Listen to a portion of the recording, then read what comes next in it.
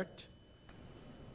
Or do we want town managers report? Oh, I town can't. managers report. You always I forget almost- on town manager. I almost got away. All right, town managers report. It's a nice long one. Colin, It is. take it away. Thank you, Mr. Chair. I was happy to attend Tyngsborough High's 2024 graduation exercises on June 7th, along with Select Board members Eldridge, Schneider, and Gilfus. I was incredibly impressed by the caliber of graduates, and many of their comments and remarks were comforting. The future is clearly bright. Congratulations to all. The Tyngsborough Police Department was awarded a $20,000 grant from the Commonwealth to replace an older electronic fingerprint scanner that is used for booking and was originally purchased by that same grant in 2015. We were originally planning for this to be a future capital request, but as is standard, the PD sought external grants before adding it to their capital plan. The grant covers the purchase and delivery of the cabinet scanner with printer, computer, keyboard, as well as the installation, training, and a 1-year warranty. The new scanner will be in service by the end of next month. I would like to thank the BAPS organization out of Lowell for hosting Chief Howe and I at their annual charity walk on Saturday, June 8th. This year, they donated proceeds to the Tyngsborough Police Department. The BAPS organization is a religious and charitable organization that does philanthropy and service across the world. They are currently in the design phases of a substantial new construction for a new temple on Westford Road at 50 Westford Road, and we are excited to welcome them to the community once that facility is built. The Lowell Regional Transit Authority is running free bus service on all of their routes for the month of July. This includes the Route 10 bus, which has stops in Tyngsborough, Dracut, and Hudson. There's more information about all of the different routes at lrta.com. I'm excited to share that the Town Manager's Office and Media Department are working on launching the town's first Citizen Academy. The program will start in September and will be a 6-week program that will introduce interested residents to the intricacies of town government. The goal here is to get more residents involved in local government by breaking down barriers and bringing more of our residents into the fold. We'll formally announce the program in early July, and we'll seek applications at that time. The Tyngsborough Public Library kicked off their 2024 Summer Reading Challenge. The challenge runs from June 15th to August 5th. You can learn more at tinglib.org/summer-reading. Remember that the Tyngsborough Public Library has a lot going on this summer and is a great resource for families looking to do something during the summer vacation. We have seen an increase in the use of our recycling center at the Highway Department. Unfortunately, along with that increase, we've seen isolated instances of the drop-off site being used inappropriately. Last week, we saw cardboard left all over the parking lot when the cardboard dumpster was full. There were oil containers left next to that dumpster and other items that were not acceptable in the scrap metal bin. Our Highway Department was fortunately able to address these items, but repeated misuse of the site will force us to reconsider access. That's simply a cost thing. Anytime we have contaminated bins or toters, it costs the town money, and eventually the relationship with these vendors may make it a little more prohibitive for us to get involved. I'd like to thank District Attorney Marion Ryan for coming to the Council on Aging last week to talk to our aging community about common scams and ways to avoid them. There was a great crowd in attendance, and the information was very helpful. She left behind a bunch of literature that we've shared with patrons at the Council on Aging, and we've pushed some of that out through the newsletter and our website. On that same note, I'd like to congratulate Council on Aging Director Barbara Roach on completing a person-centered case management certificate program through the BU School of Social Work. Barbara is one of, I think now 13 certified COA directors in the Commonwealth, and as a part of maintaining that certification, has to complete certain credits in coursework. A couple procurement updates. There's an RFP out right now for interested individuals looking to use the Hunter Norton property for certain agricultural uses. The Conservation Commission brought this project forward as a way to get a passive use on the site while maintaining access. Proposals for that are due on June 26th at 10 a.m. We're seeking sealed bids for the bituminous concrete for the Highway Department. This item is typically part of our annual highway goods and services procurement, but the last vendor was unable to honor their optional year 2 prices, so the procurement laws required that we rebid it. As a reminder, we're still seeking sealed bids on the Sherburne Ave Rec Center. The amenities, that property that was donated by the Toll Brothers. We had an optional site visit last week, and bids are due on Wednesday at 10 a.m. We've reviewed the final design for the new pavilion on the Sherburne Ave Rec Center last week, and we're preparing those bid docs to be available beginning on July 3rd, with bids due on July 17th. Logistically, we're likely issuing 2 separate bids for that project, one for the concrete and footing work and one for the actual construction of the pavilion. The reason for this is simple. We likely have the funds available to do at least the concrete work now. We've applied for a $400,000 a housing choice grant, which we're hoping to use to offset the cost of actually constructing the pavilion.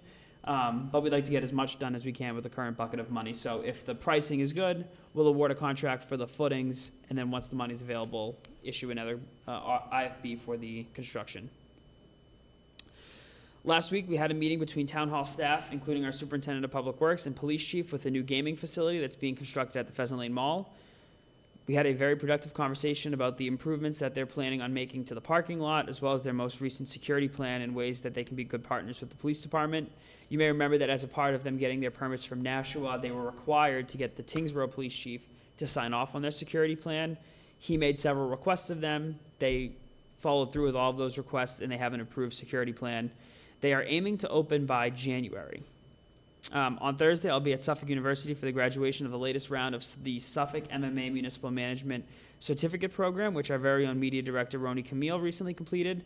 The program is a joint effort by the Mass Municipal Association and Suffolk University to help public sector employees hone in on their management and leadership skills, and we are proud of Roni for participating in the 22nd round of this program. And then finally, just a reminder to mark your calendars for the 2024 Party by the Bridge, which promises to be bigger and better than ever. It will happen on Saturday, August 24th at 11 a.m. in the town center. You can learn more at tyngsboroughma.gov. We've changed the fee structure for the event this year. In the past, you paid for parking. It's incredibly hard to keep track of. The spots turn over all the time. It's important to note that nothing from the operating budget supports the block party. That's through revenues from other block parties. And so this year there's a $5 admission charge for everyone older than 12. Children to 12 years old will still get in for free. All of that money stays within the rec department. I just wanted to make that clear. None of that comes back to the operating budget. They use that for future events like Festival of Trees and the block party. I said a lot, and that is all that I have. That was quite a bit. So I will open that up for questions and comments from the board, starting with Select Person Gilfus. Very thorough. I am participating in the library reading challenge. Ooh. It's awesome. If you don't have the Beanstack app, highly recommend downloading it. That's where you participate in the challenges. No questions, just enthusiasm. Excellent. Select Person Cohen. So, as our town manager said, we applied for a $400,000 grant through the housing grant. That was only possible because this community, and I would applaud this community again for passing the MBTA warrant article at the last town meeting. So this just opens up for us to be able to apply for a lot of grants, and there's the communities that did not support MBTA will not be able to apply for those particular grants. I would like to talk a little bit about the recycling center. I mean, I have heard so many great comments about the recycling center. You know, they just added, the scrap metal, bin. And that thing is full constantly.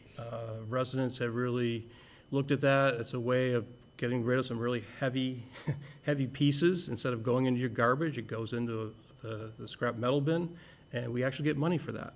There's also a textile bin over there, a cardboard bin, and they just added a food waste. We have composting, but with this, you can add meat, like oranges and citrus elements in there. Every time I go by, I look and I usually see a car in there. It's really been well used. And it would just be a shame if a few residents do not respect all of our residents in this town and are doing things that is very obvious. When you go into that site, it's very obvious what you can do, and leaving just oil containers around is just rude. So please, everybody, follow the rules. Let's this continue to be a great resource for everybody. Thank you. Thank you, appreciate that. Select Person Schneider. I have no questions. That was a great report, Colin. Thank you. Yeah, it's fantastic as always. I think this is great. I do think that people should understand that bituminous concrete is asphalt. Yes. Just wanted to make sure that people I think understood. everyone at home I had to knew look. I had to look it up. It was one of those things. I'm like, what is bituminous concrete? It's That's shorthand, yeah. That's That's the common. asphalt that we use for the roads. No, I think this is fantastic. Lots of great stuff happening. Good look back on some things that have already happened and some things that are upcoming.